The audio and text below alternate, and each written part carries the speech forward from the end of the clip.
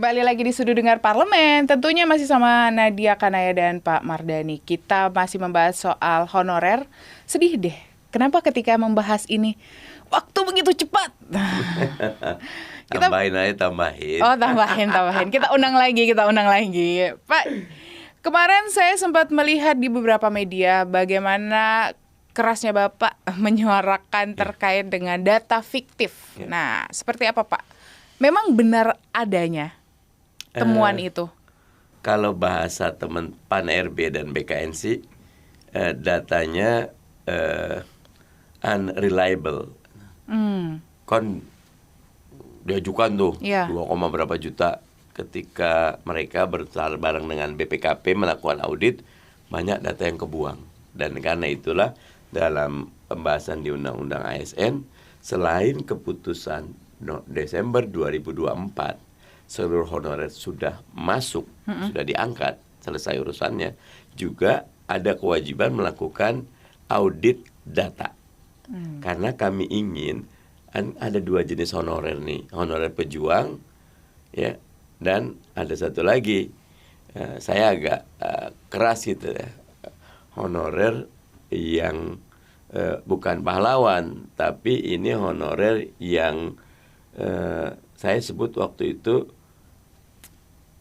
pengkhianat lah gitu, karena mereka bukan honorer, mereka nggak kerja gitu lah, cuma karena dekat dengan elit di daerah mereka dapat privilege dimasukkan gitu loh. Nah, honorer pejuang harus diperjuangkan, dan honorer yang pengkhianat ini atau honorer yang jadi-jadian ini harus dibuang, sehingga nanti nggak ngambil jatahnya teman-teman yang sudah berjuang. Dan mudah kok, kalau ngecek ke lapangan ketahuan mana yang pejuang, pekerjaannya jelas, hari-harinya jelas, dan mana yang nggak pernah datang tapi namanya tercantum. Ini yang pengen kita buang. Alhamdulillah PAN RB bareng BKN bekerja sama dengan BPKP melakukan audit ini dengan seksama. Gitu. Tapi kalau Bapak melihatnya sampai adanya data fiktif, artinya ini dari sistem juga masih ada yang lemah gitu. Sampai ada karena memang pengajuannya banyak dari daerah. Dan institusi di daerah, misal kalau bupatinya yang ada kasus di Solok Selatan itu, yang lama dibuang, yang baru dimasukin gitu loh. Hari yang lama itu datang ke kami 200 orang, kami advokasi, ketemu dengan PAN RB, bahkan kita temukan dengan Gubernur Sumatera Barat, tapi masih belum selesai. Kemarin kita dorong lagi biar ini dibantu diselesaikan. Bersyukurnya mereka yang di bawah kotak-katik itu tidak bisa masuk ke sistemnya BKN. Data mereka di BKN ada, tetap selamat, tapi ditutup oleh di daerah gitu. Nah, ketika kita ke PN, ada Pak, datanya aman kok, tidak berubah gitu. Nah, kami sedang tapi kan nggak bisa. BKN itu kan cuma pool data aja, pengajuannya tetap dari daerah gitu. Nah, daerah ini kita tegur biar dia sesuai dengan kenyataan, jangan mengangkat honorer yang bukan haknya. Oke. Nah, terkait dengan Bapak sudah menyinggung soal daerah, kita mau membahas juga soal peniadaan ASN antara pusat dan daerah ini. Seperti apa sih sebenarnya dari wacana itu nantinya ke depan? Ya tentu pendetailannya kita masih nunggu PP ya. Karena di undang-undang ASN yang baru tuh ada istilah seamless. Seamless tuh dia bisa bergerak kemana aja gitu. Kalau sekarang kan kalau udah di satu institusi ya di sini aja gitu.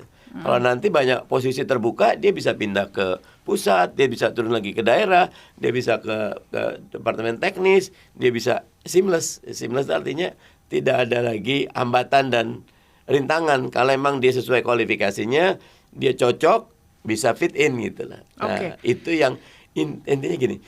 Dulu selamanya dianggap bahwa namanya PNS itu seperti dinosaurus.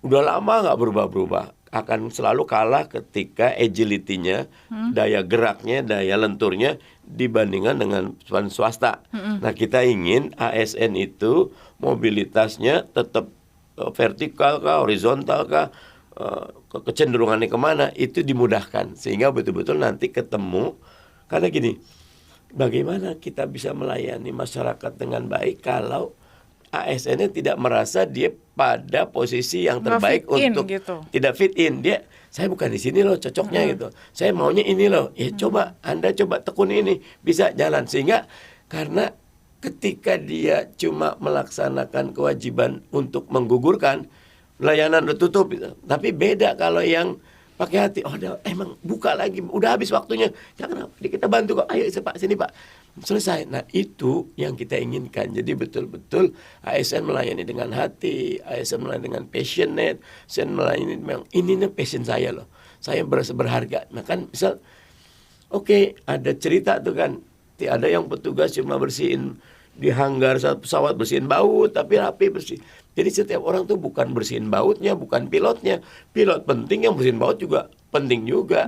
Nah, perasaan merasa bahwa dia adalah orang yang spesial harus ada di ASN kita. Dan itu membuat mereka melayani dengan hati.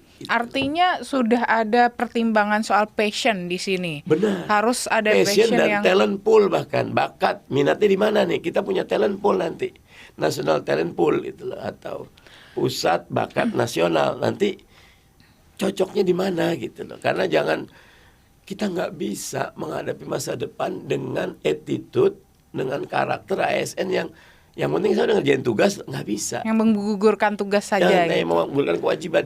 Dia yang harus kayaknya dia usul ke atasan nih, Pak, Bu, ini kayaknya ke depan harus begini, harus lebih banyak. Dan itu dihargai, itu diberi, didorong. Jangan pokoknya kalau usul apa-apa dimarahin.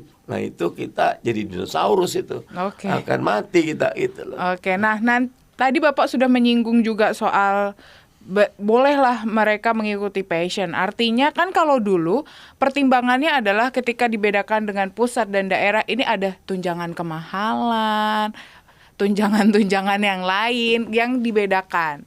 Nah, kalau seandainya mereka bisa berpindah, berada di posisi yang mereka inginkan, katakanlah, artinya akan secara perhitungan gajinya pun akan beda dong. Apakah karena alasan inilah yang menjadikan adanya wacana single salary ini? Kalau sekarang kan, kalau orang mau pindah bukan nyari passion, nyari gedean mana gitu. Iya, betul. Boleh gede, nah nanti kita akan buat semuanya cukup kok. Oke. Tapi kalau Anda masuk di tempat yang passion Anda di situ, you are being special. Nanti Anda akan dicari. Anda nanti akan misal jadi guru, misal. Guru itu kan tinggal tekuni aja. Kalau dia jadi guru geografi terbaik, maka semua orang akan ngundang dia loh. Jadi guru PKK terbaik, gitu. Jadi guru sejarah terbaik. Karena dia punya metode yang terus ditekuni, terus dia menambah pengetahuan, skillnya, komunikasinya, kemampuan presentasinya. Indah kok. Nah jadi orang tuh nanti, dan cukup. Jangan bilang, jadi guru gak cukup. Jangan, harus cukup. Harus cukup. Nah tapi tetap untuk daerah 3T, terluar, terdepan, termiskin, ada skema khusus. Memang misalnya yang di Papua ya harus 1,5 sampai 2 kali gaji normal misal. Sehingga, nah tapi kalau single salary system beda sama ini semua. Bedanya gini, misal ada pokoknya di dalam komponen gaji itu ada gaji pokok, ada tunjangan transportasi, ada tunjangan untuk perumahan, nanti nggak ada. Pokoknya segini aja gitu loh. Dan gede gitu loh. Wah. Jadi nggak harus yang nanti dipisah-pisah kan gitu. Kalau Anda nggak masuk berapa hari itu jangan transportasinya berkurang, ini berkurang gitu. Akhirnya orang maksain walaupun sakit datang absen, habis itu pulang tidur itu. Itu kan namanya kita dosa, berbohong gitu kan itu. Karena apa, di komponen salary-nya ada poin-poin detail kayak gitu. Sekarang pokoknya Anda ini kinerja Anda yang diukur. Oke, gitu. Berarti disesuaikan dengan berarti sudah tidak menyesuaikan dari golongan tapi lebih ke jabatan ya kalau tetap golongan ada, tetapi kalau sekarang kan kalau golongan tinggi gajinya makin tinggi. Kalau sekarang enggak. Kalau fungsionalnya bagus, orang lebih didorong ke fungsional, jangan ke struktural gitu. Jadi saya pernah sekolah di Malaysia.